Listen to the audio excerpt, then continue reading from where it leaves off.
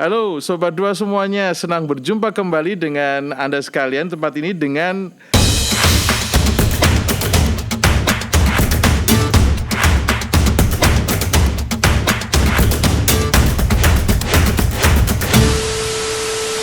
saya Adam dan dengan tamu kita saat ini yang cukup eksklusif, Lian.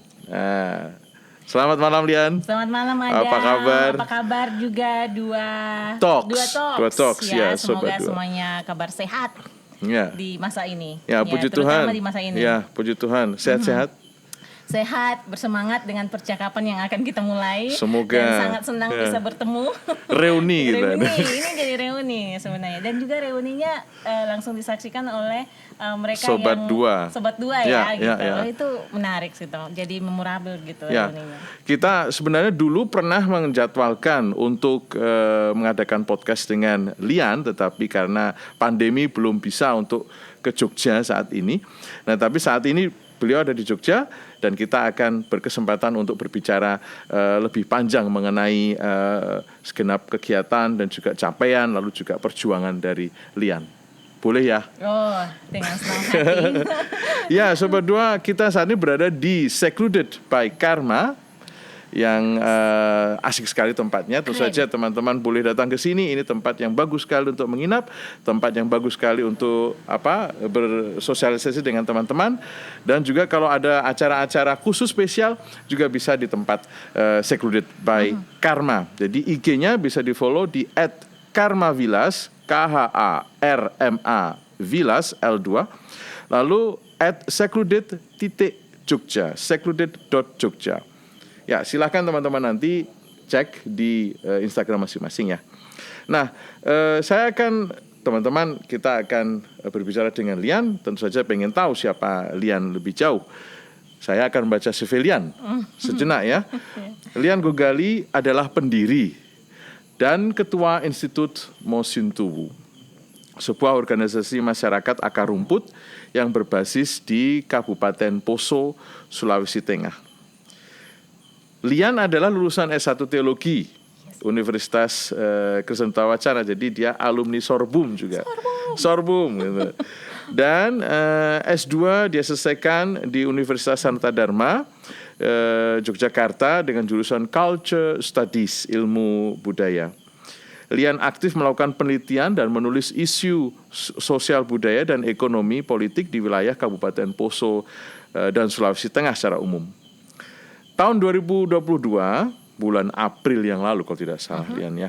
Nah, Lian menerima penghargaan Worship Award dari Roosevelt Foundation yang memberikan 4 Freedoms Award kepada 4 orang, dan tahun ini Lian adalah salah satu penerima medali tersebut. Kita beri aplaus. Nah, tahun 2020 bulan Desember, Lian menerima penghargaan dari Gus Durian Award 2020 dalam kategori penggerak Gus Durian dari jaringan Gus Durian. Tahun 2020 yang sama, Lian juga menerima penghargaan People and Inspiration Award kategori perlindungan perempuan dan anak dari Berita 1 TV. Tahun 2017, Lian mendapatkan apresiasi dari Kementerian Pemberdayaan Perempuan dan Anak. Lalu tahun 2015, Lian Gogali menerima penghargaan Indonesian Women of Change 2015 dari Kedutaan Besar Amerika Serikat untuk Indonesia karena dianggap meningkatkan kesetaraan gender di Indonesia. Sebelumnya lagi, di tahun 2014, Lian juga menerima Liputan 6 Award untuk kategori kemanusiaan dari Liputan 6 SCTV. Lian juga menjadi Asoka Fellow pada tahun yang sama. Lalu tahun 2013 Lian dinobatkan menjadi 1 dari 5 tokoh perekat Republik oleh majalah Tempo.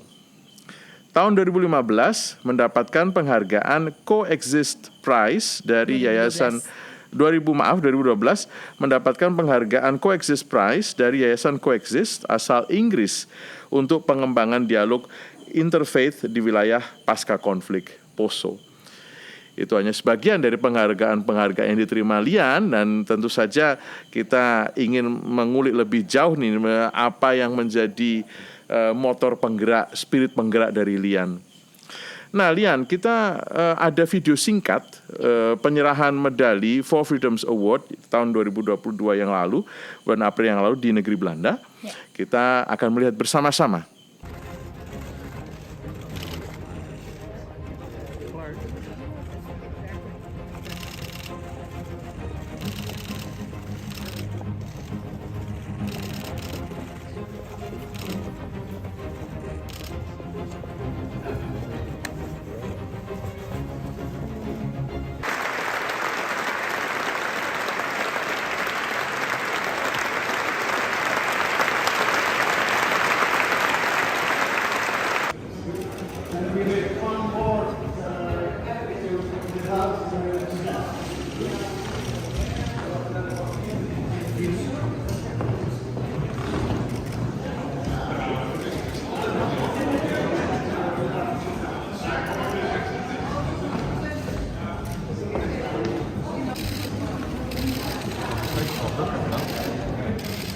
Okay.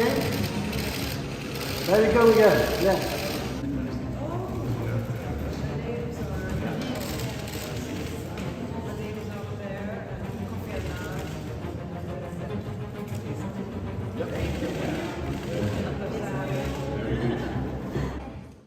For Freedoms Award, Lian. Ya. Ini yang terakhir, penghargaan terakhir yang Lian dapatkan yang menurut saya sangat monumental ini. Bisa dijelaskan sedikit ke kami, ke Sobat 2 juga, apa itu For Freedoms Award? Lalu arti penting medali For Freedoms Award ini bagi perjuangan Lian Gogali secara umum gitu. Silakan. Ya, Sobat 2 semuanya, terima kasih banyak. Saya senang sekali bisa ngobrol di sini dan bisa bercerita tentang apa yang sedang kami kerjakan. Ya, semoga bisa bermanfaat dan bisa bermakna. Kalau bicara dari For Freedom Awards, ini sebenarnya penghargaan yang sudah dilakukan oleh Roosevelt Foundation Ya. itu sejak 1982. Ini berdasarkan pidato Presiden Roosevelt yang menginspirasi kemudian berdirinya PBB tentang ada empat nilai yang sangat penting gitu, 4 kebebasan yang sangat penting. Itu freedom from fear, freedom of worship, freedom speech. Saya kemarin jadi lupa. Ingat Adam nih. Dan freedom Ya harus persiapan dulu saya tuh makanya. freedom from want Ya. gitu. Saya kebetulan diberikan informasi bahwa saya mendapatkan worship award gitu ya. Itu yang keempat kalau nggak salah. Saya cukup kaget gitu ya, dan ini sebuah kehormatan karena sejauh ini kalau saya lihat daftarnya, ya saya kebetulan menjadi orang Indonesia pertama yang menerima For Freedom Awards ini. Alasannya tentu saja saya nggak tahu karena saya tiba-tiba diberitahu. Waktu itu saya ingat sekali, sebenarnya mereka beritahu itu dari tahun sebelumnya, tapi cuma saya sudah jarang buka email yang ini, alamat email yang ini. Lalu mereka menelpon ke kantor dan memberitahu saya, terus saya lupa respon. Jadi lama banget sebenarnya prosesnya. Tapi jadi, mereka sabar toh dengan sabar banget gitu ya ampun, saya juga nggak tahu kenapa sesabar itu. Nanti saya respon itu di awal Januari, pas sudah mau diumumkan sebenarnya. Mereka punya kebiasaan Januari itu udah diumumkan kayak gitu. Baru kemudian saya oh iya ya, saya baru ingat, dan itu yang ingatkan saya itu teman di kantor kayak gitu. Ini ada telepon gitu, ditanyain, katanya susah dihubungi. Telepon dari mana? Dari Belanda gitu. Oh sebentar ya, saya dari apa ya gitu. Baru katanya lihat email. Oh ya, baru deh kemudian saya komunikasi. Jadi kalau nilainya bagi saya ini sebuah kepercayaan tapi juga tanggung jawab yang besar. Kalau ditanya apa nilai For Freedom Awards, bagi saya ini menjadi sebuah tanggung jawab untuk kemudian berbuat lebih dan mengembalikan apa yang dipercayakan ini For Freedom Awards ini untuk masyarakat. Jadi saya berutang kepada masyarakat untuk mengembalikan apa yang saya dapat dalam bentuk award ini. Itu kalau misalnya ditanya soal nilai. Jadi dia punya nilai kepercayaan, tapi juga punya nilai tanggung jawab bahwa ini ada yang harus dilanjutkan dari pekerjaan-pekerjaan yang sudah dibangun selama ini. Dan yang lain adalah bagi kami, jadi ini bukan cuma tentang saya, tapi ini tentang kami di Poso yang bergerak bersama-sama untuk membangun perdamaian. Jadi Poso selama ini kan hanya dilihat sebagai sebuah wilayah konflik Islam Kristen, tapi tidak banyak orang yang mengetahui bahwa di sana ada perempuan masyarakat akar rumput yang bekerja bersama-sama, bergandengan tangan untuk membangun perdamaian, dan bahkan sekarang itu bukan cuma perdamaian tapi memperjuangkan keadilan seperti itu. Jadi ini menjadi sangat-sangat penting gitu.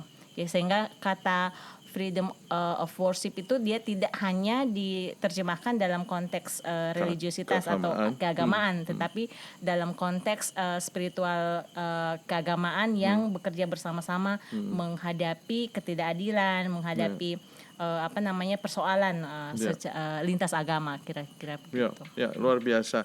Dan tentu saja di belakang Lian itu ada ratusan bahkan ribuan orang yang mempercayakan masa depan mereka, keseharian mereka kepada Lian mungkin untuk mendapatkan inspirasi, dorongan dan lain sebagainya. Institut Mosintowo, Lian. Ini sebagai, kalau boleh saya bilang, itu sebagai anak emas dari Lian saat ini. Nah itu bagaimana ide dasarnya, spirit apa yang menggerakkannya, lalu siapa saja yang terlibat di sana, lalu apa visi terjauh dari Mosintowo. Saya mulai dari katanya sendiri. Kalau dengar kata Mosintowo itu nggak ada dalam kamus bahasa Indonesia. Mosintowo itu bahasa lokal khususnya dari suku Pamona, salah satu suku terbesar di Kabupaten Poso. Arti kata Mosintowo sendiri itu artinya kebersamaan atau bekerja bersama-sama untuk mencapai tujuan. Kata institut itu baru belakangan tahun 2014 kita tambahkan sebagai sebuah ciri khas yang melekatkan metode pendidikan kritis sebagai sebuah metode yang penting untuk membangun semua gerakan seperti itu kira-kira. Jadi Mosintowo ini sendiri dia memang berdiri berlatar belakang penelitian saya di konflik Poso. Jadi saat konflik Poso itu kan banyak orang yang hanya membaca atau bercerita bahwa orang Muslim bunuh Kristen, Kristen bunuh Muslim dan seterusnya.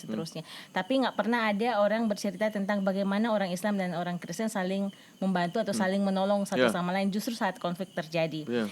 Misalnya gitu ya. Ini cerita yang penting saya sampaikan supaya orang tidak salah paham juga tentang Poso. Misalnya ada seorang ibu Kristen yang dia naik tangki Pertamina, itu truk tangki Pertamina kan bukan yang nyaman gitu ya. Itu tengah malam melewati serangkaian sweeping di beberapa tempat. Waktu itu masih banyak penculikan, pembunuhan dan seterusnya, hanya untuk pergi ke kampung Muslim. Dia seorang Kristen, kampung Muslim, untuk bilang bahwa besok akan ada penyerangan. Jadi dia tahu bahwa akan ada penyerangan, dan yang akan menyerang ini juga adalah saudaranya sendiri yang Kristen, dan yang dia tahu adalah yang akan diserang adalah Muslim. Dia tahu bahwa dia tidak punya keluarga dekat sekali dengan kelompok di Muslim, tapi mereka berkenalan atau sangat akrab di pasar. Ketemu di pasar Poso waktu sebelum konflik. Dia datang dan memperingatkan, kalian harus berangkat sekarang karena besok akan ada penyerangan subuh-subuh. Dia menyelamatkan satu kampung. Karena kemudian ketika pasukan datang kayak gitu kosong, orang diselamatkan. Tapi ada juga cerita tentang bagaimana tiga ibu Kristen itu dikejar untuk dibunuh oleh laskar jihad dari luar Poso ya, Muslim tapi dari luar Poso, yang kemudian ingin membunuh tiga perempuan ini. Itu dari desa Bukit Bambu. Ibu-ibu di Sayo itu kemudian melihat dan kemudian menyembunyikan mereka di dalam masjid dan bilang bahwa tidak boleh dibunuh, ini adalah saudara kami, dia adalah keluarga kami. Jadi mereka berhadapan langsung dengan laskar jihad, nggak boleh dibunuh. Ibu Muslim itu. Iya, dan cerita-cerita kayak gini kan nggak pernah muncul di media massa gitu. Selalu bicaranya tentang hal yang mengerikan saja tentang Islam dan Kristen. Dan isu ini sebenarnya terjadi bahkan jauh sebelum konflik Poso. Jadi saya punya keluarga Muslim banyak, kami sangat dekat dan saling membagi gitu ya, tidak ada keraguan terkait dengan agama. Ada nilai-nilai juga di Poso yang sangat menunjukkan bagaimana isu keberagaman itu bukan hal yang sangat sangat dipersoalkan, bahkan sebagian besar justru mengikat. Ada imam Muslim, istrinya Kristen, tetap Kristen, misalnya kayak gitu. Orang satu rumah itu berbeda agama itu hal-hal yang sangat biasa. Tapi konflik itu kan menceraikan kita ya. Konflik itu bukan cuma menghilangkan nyawa, menghabiskan harta benda, tapi terutama juga menceraikan dan membongkar kultur, membongkar kebudayaan. Kebudayaan apa? Kebudayaan kebersamaan tadi. Kebudayaan yang saling bekerja bersama-sama. Maka kata Musintu itu kita adopsi sebagai sebuah landasan bahwa kita mau membangun kembali bersama-sama, dan itu berakar pada kebudayaan yang kita punya. Dia nggak perlu berakar pada term atau teori peace building dari luar. Dia berakar pada apa yang dipunyai oleh orang Poso, yaitu Musintu itu sendiri. Nah, jadi Musintu itu memang dia berakar pada apa kebudayaan yang kita sudah miliki untuk kemudian membangun ulang Poso dan kemudian menjadikan ini sebagai milik bersama. Nah, itu dan saya waktu itu karena saya risetnya adalah pada perempuan, jadi saya mewawancarai ratusan perempuan di konflik Poso dan di pengungsian waktu itu, baik di pengungsian Islam, pengungsian Kristen, pengungsian Hindu. Ya saya itu bebas masuk karena saya punya background dua-dua ini, jadi agak mudah untuk diterima. Jadi saya melihat bahwa perempuan itu menjadi sangat resource yang sangat kuat gitu ya untuk memulai. Itu sebabnya kemudian Musintu itu memulai dengan sekolah perempuan, di mana perempuan Muslim, perempuan Kristen dan juga perempuan Hindu itu berkumpul bersama-sama, berbagi cerita, menyampaikan ekspresi kemarahan, kebencian, karena kan bagaimanapun juga mereka yang bertemu ini adalah orang-orang yang anaknya dibunuh, suaminya ditembak, orang tuanya hilang dan seterusnya. Ya tentu saja trauma dan kemarahan itu ada. Dan ruang sekolah perempuan itu dibangun untuk mereka bertemu dan bercerita, mengekspresikan kemarahan, tapi juga lalu kemudian memikirkan kalau kita hidup dengan penuh kebencian dan dendam, lalu bagaimana kita menata masa depan. Nah, itu kira-kira Musintu sekarang. Kita saya sebenarnya mulainya dari 7 orang perempuan, lalu kemudian berkembang jadi 2 desa, berkembang jadi 24 desa, berkembang jadi 80 desa. Luar biasa. Jadi sekarang itu jumlah total ibu-ibu ada 523 ibu-ibu Muslim Kristen kayak gitu, dan tentu saja mereka memengaruhi juga keluarga mereka kan. Sangat mempengaruhi. Jadi yang sangat menarik dari Musintu ini, dia menjadi gerakan bersama ketika orang sadar bahwa kita sebenarnya terjebak di dalam sebuah situasi konflik kekerasan karena kepentingan ekonomi politik. Kayak gitu kira-kira.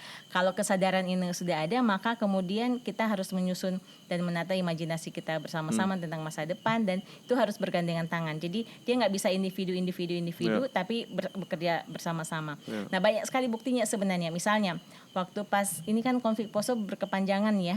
Konflik kekerasannya berkepanjangan sampai sekarang. Ketika ada isu terorisme, kita itu pernah melakukan aksi damai, ibu-ibu Muslim dan Kristen itu jaraknya itu hanya 250 meter dari baku tembak Tapi mereka tidak takut sama sekali. Tidak takut. Saya itu udah nanya gitu, Ibu ini gimana? Karena saya udah diingatkan oleh teman-teman aktivis lain bahwa Lian ini berbahaya karena ini jaraknya sangat dekat dan itu ada pemblokiran di mana-mana, seperti di media massa kalian bayangkan kayak gitu. Terus saya tanya sama ibu-ibu ini gimana situasinya, karena ibu-ibu ada yang di Poso Pesisir. Ini jadi di sini lokasi aksi damainya, di sini baku tembaknya. Ibu-ibu sebagian besar dari Poso Pesisir. Tidak ada cara lain untuk pergi selain lewat laut. Karena sweeping dengan blokade jalan berlangsung kayak gitu waktu itu. Ibu-ibu bilang kalau kita pergi, lalu siapa yang akan menyatakan bahwa ini bukan konflik agama? Makanya kemudian ibu-ibu dengan tegas itu berdiri bilang kita ini bukan soal agama, ini persoalan ekonomi politik, dan Muslim Kristen berdiri bersama-sama. Itu banyak peristiwa ya, termasuk ketika ada dusun 4 desa kalau nggak salah itu mengalami kelaparan karena aksi terorisme. Ya. Kayak gitu. Lalu kemudian ada pengumuman waktu itu tidak resmi bahwa masyarakat dilarang keluar sebelum jam 9 pagi dan setelah jam 6 sore. Jam malam. Menyebabkan kelaparan karena orang tidak bisa pasokan makanan kan. Nah, ibu-ibu Kristen, dan ini kebetulan terjadi pada yang Muslim. Ibu-ibu Kristen mau mengumpulkan sembako lalu kemudian turun ke jalan, tepat aksi di tempat bom. Itu sekitar jam 7 malam sampai jam 11. Hanya untuk bikin pengumuman, nggak bisa. Ini masyarakat harus diberikan makan dan harus ada jaminan keamanan juga kepada mereka dan seterusnya. Jadi aksi solidaritas itu dilakukan bersama-sama ketika ada kesadaran kritis itu sudah terbangun di antara ibu-ibu Muslim dan Kristen. Dan Mosintowo ini lahir dari kepahitan itu, kalau saya bayangkan, sama seperti seorang ibu yang mengalami kesakitan saat melahirkan seorang bayi begitu. Jadi kalau saya mau simpulkan itu, Mosintowo ini adalah bayi dari yang dilahirkan dengan rasa sakit yang luar biasa dari para ibu yang kebetulan memang para ibu yang menjadi tokoh penting di sini. Metafora yang bagus sekali, benar. Gitu. Ya kan, menurut saya seperti itu. Nah, itu saja karena tadi saya coba siapa saja yang terlibat ya, tadi lupa terlibat, kemudian apa visi terjauhnya. Oke. Yang terlibat itu semua itu sekitar 98% itu adalah ibu-ibu masyarakat akar rumput. Jadi ketika saya bilang ibu-ibu masyarakat akar rumput itu bukan mereka yang kuliah. Mereka itu adalah mereka yang tidak lulus SD, SMP, lulusan SMA, ibu-ibu yang selama ini tidak punya kesempatan sama sekali untuk kemudian mendapatkan akses pendidikan informal dan juga berbicara di publik dan seterusnya. Dan ternyata bekerja bersama-sama dengan ibu-ibu masyarakat akar rumput ini justru hasilnya militan. Karena mereka tahu persis apa kejadian di masyarakat dan mereka tahu sangat teliti gitu ya menganalisis kondisi dan perkembangan serta dinamika di masyarakatnya. Nah, kami sadar betul bahwa sebenarnya konflik Poso itu karena kepentingan ekonomi politik, maka dia bicaranya tujuannya itu tidak hanya dalam konteks perdamaian. Sejak awal visi misinya Mosintowo yang terjauh itu adalah kedaulatan rakyat. Kedaulatan rakyat atas ekonomi, sosial, budaya dan politik. Jadi kita kita memperjuangkan agar masyarakat apapun agama dan sukunya itu berdaulat gitu, berdaulat atas ekonominya, atas sosialnya, atas kebudayaannya kayak gitu, dan tidak lagi dimanipulasi atau tidak lagi dikoyak oleh kepentingan ekonomi politik yang memanipulasi agama atau identitas kayak gitu. Itu kan semacam politik identitas yang sangat berdarah dan tidak manusiawi kan menurut saya. Nah ini kan Mosintowo kemudian membekali ibu-ibu ini. Jadi tidak hanya mereka sadar, tapi ada piranti yang Mosintowo berikan untuk melengkapi mereka supaya mereka punya alat untuk melakukan analisa kritis itu tadi. Dan yang menarik itu saya sendiri itu kan latar belakangnya anak teologi dong. Ya, pendidikan teologi dan culture studies gitu ya. Saya nggak punya pengalaman yang cukup untuk menjadi sebuah pemimpin organisasi. Jadi bagi saya mengorganisir ibu-ibu ratusan dan organisasi ini sendiri itu adalah proses belajar menjadi seorang pemimpin yang pemimpin gitu ya. Dan saya dikayakan atau dibekali dalam pengalaman dan pengetahuan dengan masyarakat akar rumput. Dan dalam konteks itulah kemudian saya salah satu yang menurut saya mentransformasi gerakan, dia bukan hanya sekedar program sekolah perempuan, tapi dia menjadi gerakan masyarakat. Ketika ibu-ibu ini lulus dari sekolah perempuan, di sekolah perempuan ini kan 1 tahun, kayak inilah ya, khusus studi master itu studi masternya 1 tahun, ada 8 kurikulum. Terus mereka tuh nanya waktu pas kita bikin festival dan ada wisudanya heboh.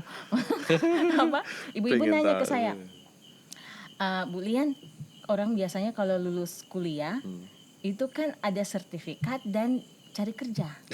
Ya sih, kalau orang ini sobat dua juga sama gitu mikirnya kalau lulus kerja, lulus kuliah mau kerja kemana kayak gitu. Pertanyaan itu juga ada. Tapi kan ini sekolah informal. Lalu apa jawabannya? Kita mendiskusikan bersama-sama waktu itu dan sampai pada kesimpulan yang ibu-ibu lulusan sekolah perempuan lakukan adalah bekerja untuk masyarakat, mengabdi pada masyarakat. Bagaimana caranya? Dibentuklah, dan ini transformasi gerakan, dibentuklah apa yang kemudian ibu-ibu dan saya kemudian menyebutnya tim pembaharu desa.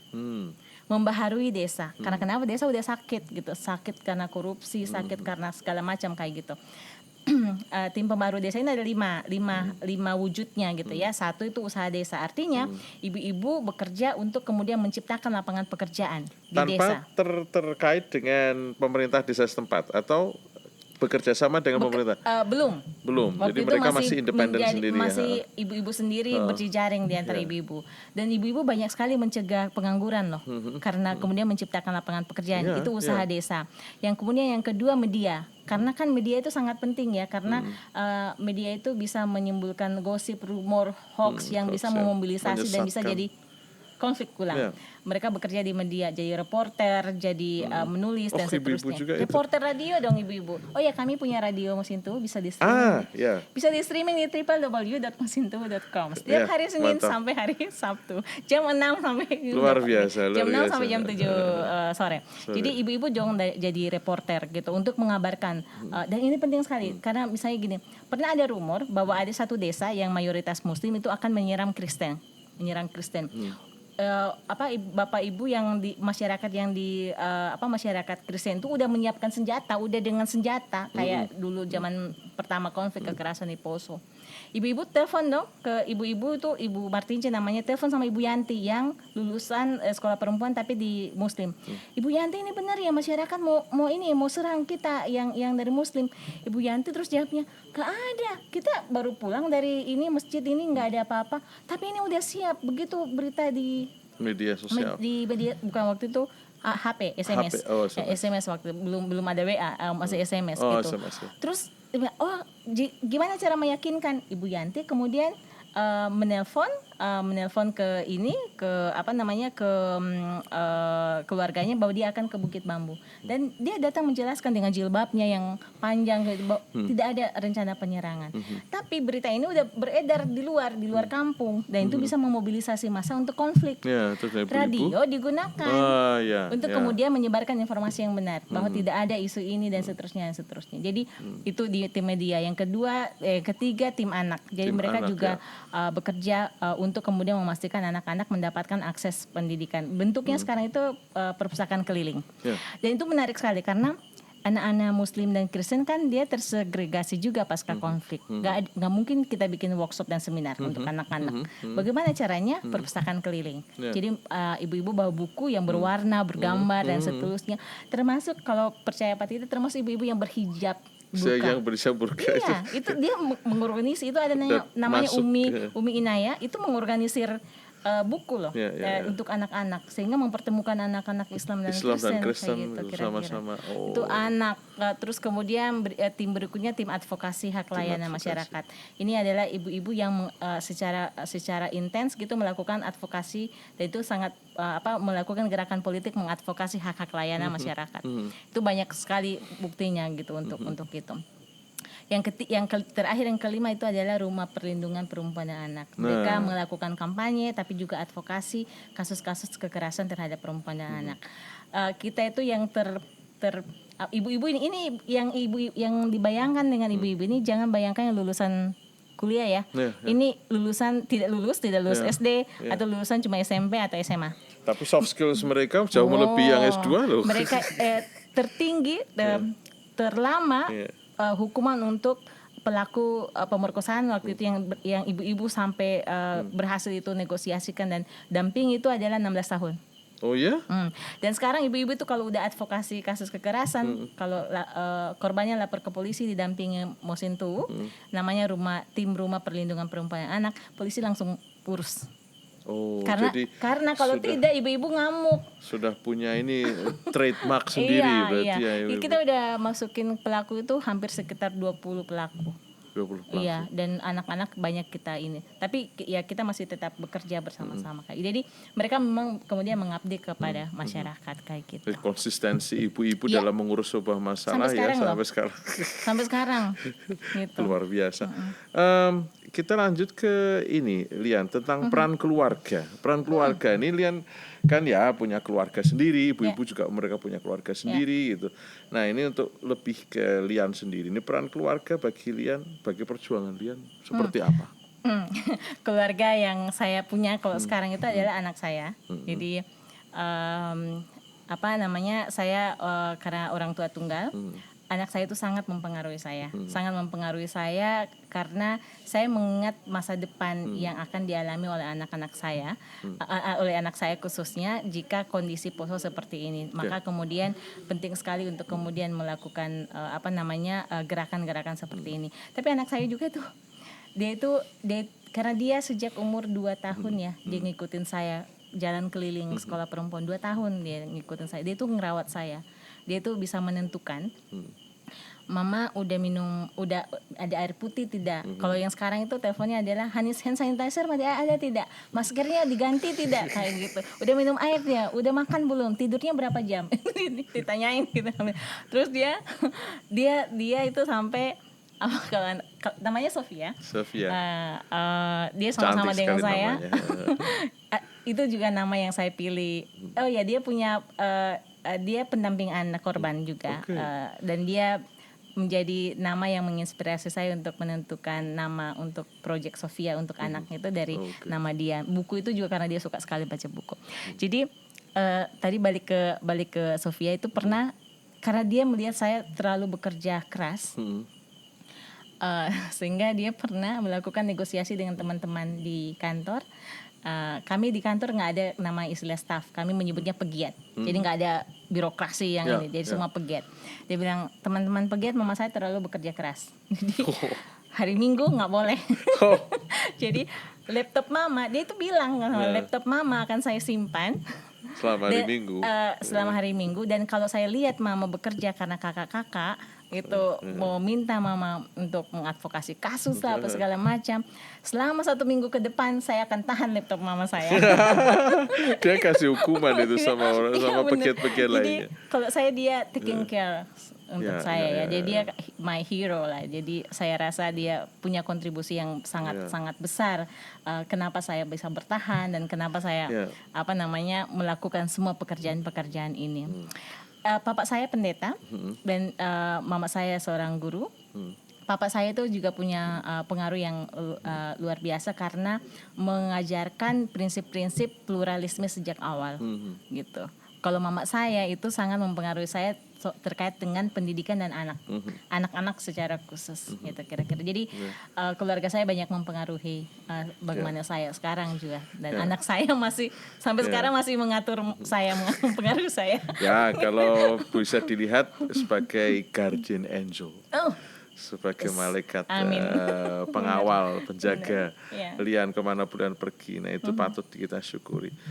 Berbicara masalah spiritualitas Lian, ini kan tentu saja ada sesuatu yang menggerakkan Lian. Kenapa ini harus dilakukan?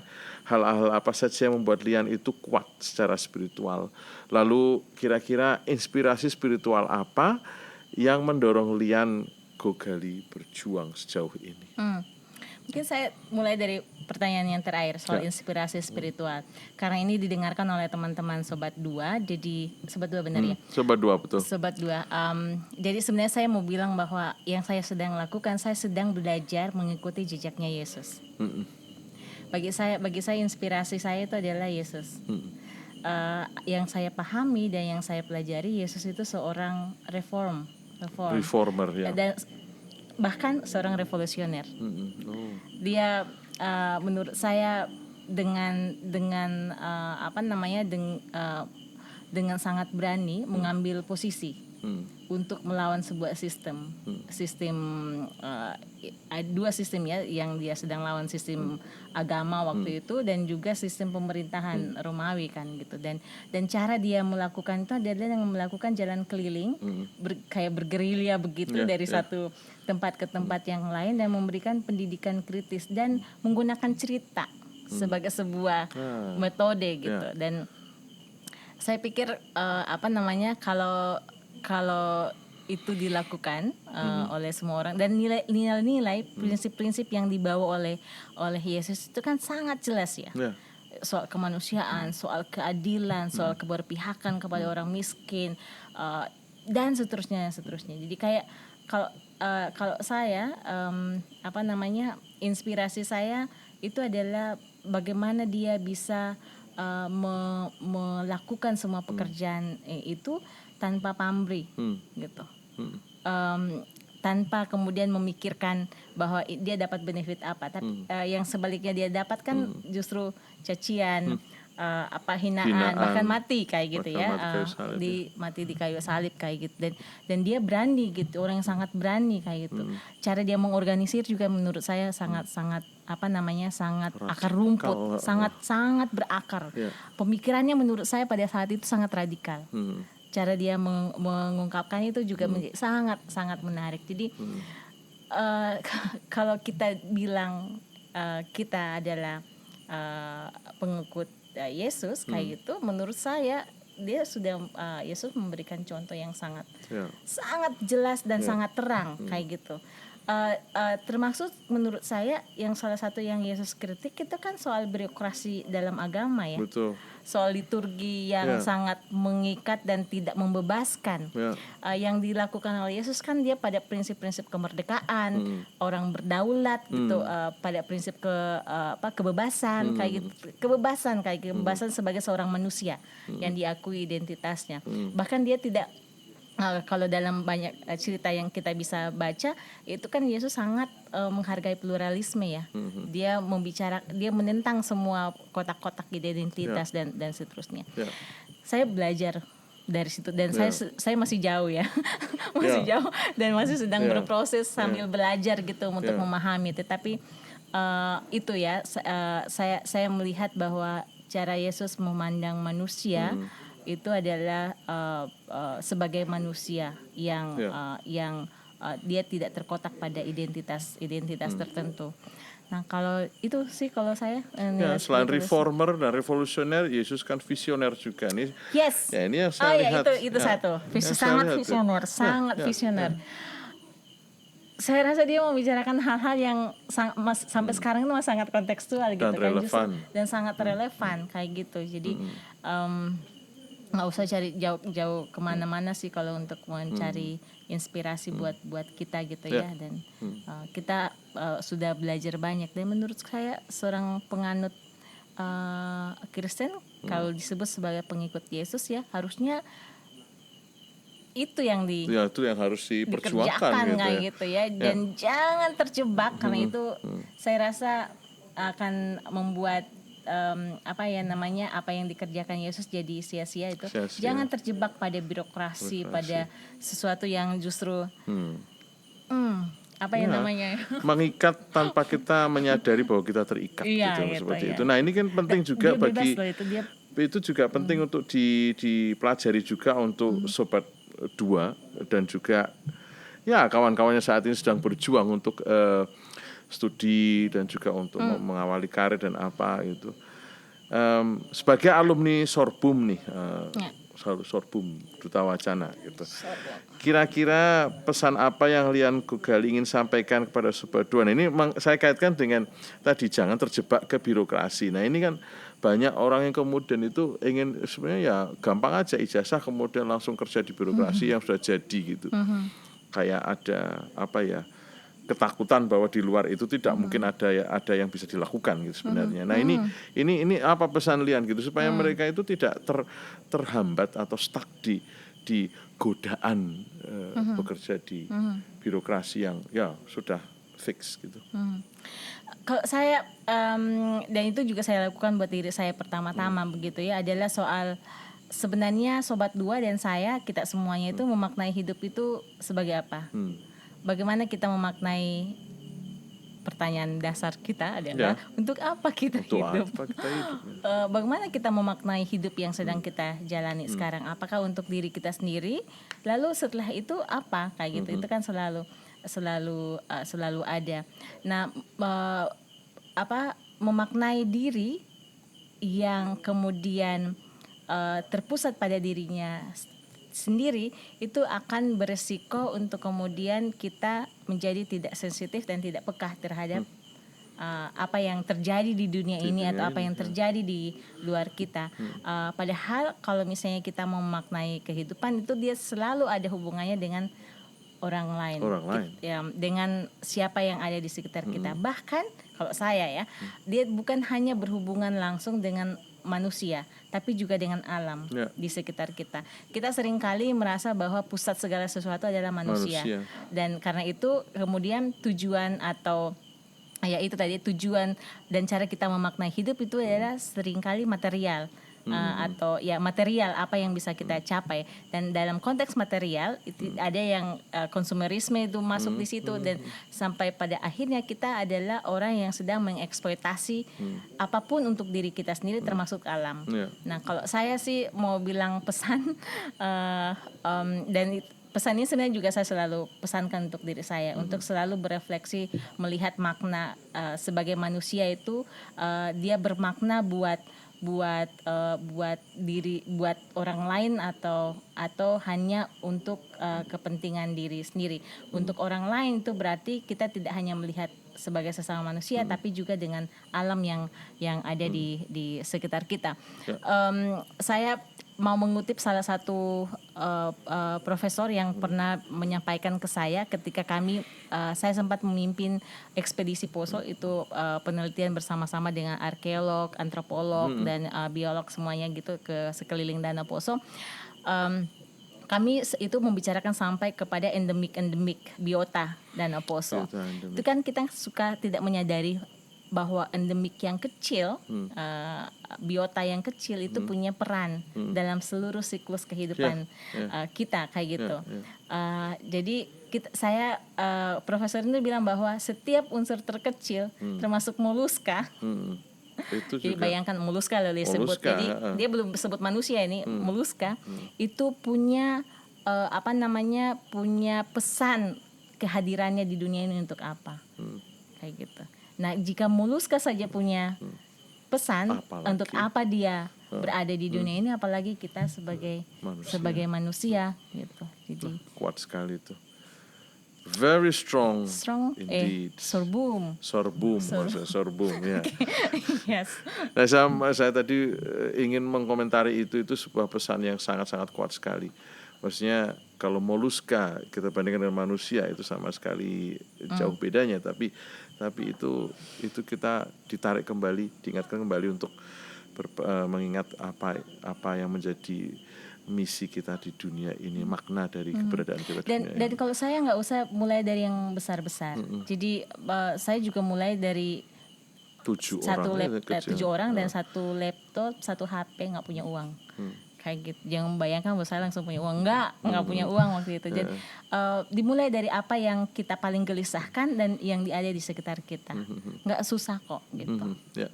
Perlu caranya perlu memulainya itu. Nah, proyek besar apa yang saat ini Lian sedang persiapkan atau kelola?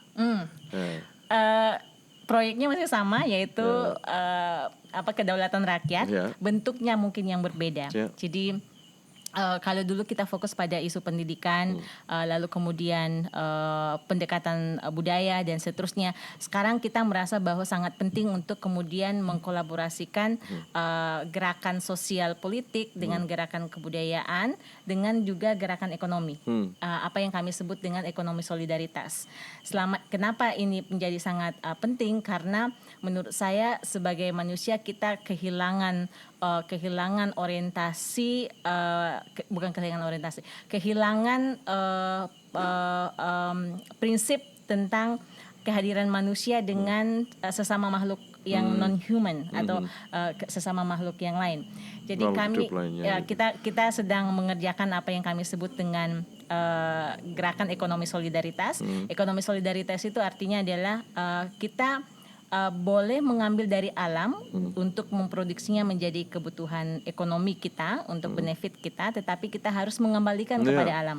Dia harus bersolidaritas bukan cuma untuk manusia, tapi dia harus bersolidaritas kepada alam. Bagaimana itu prakteknya, teknisnya? Jadi kalau dalam prakteknya, jadi misalnya gini, kami itu sedang mengerjakan rumah bambu seperti di Secluded ini, ini yang sangat nice, indah, so nice. luar biasa. Ini Sobat bagus Drop harus ke sini untuk menyaksikan keindahan arsitektur ini. Ini bagus sangat banget. ekologis menurut saya. Ya.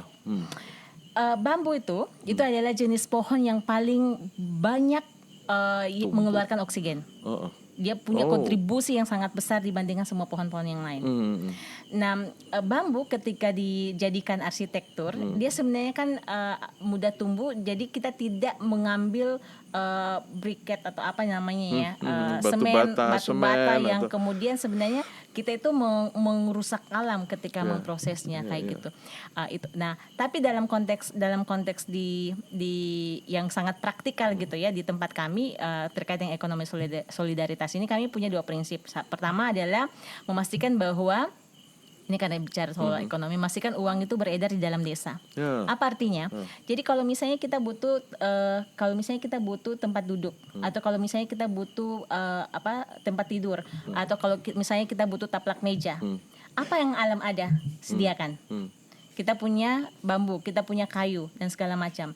Kalau kita menggunakan yang alam sediakan dan kita menggunakannya, maka kita punya kesadaran bahwa itu harus dijaga. Jangan diambil semuanya, jangan diambil dalam jumlah banyak, karena kita tahu generasi berikutnya akan membutuhkan. Kayak itu uang beredar di dalam desa. Jadi kita nggak keluar beli plastik. Wadah-wadah sekarang misalnya gitu ya, wadah-wadah sekarang itu kan dari plastik gitu ya.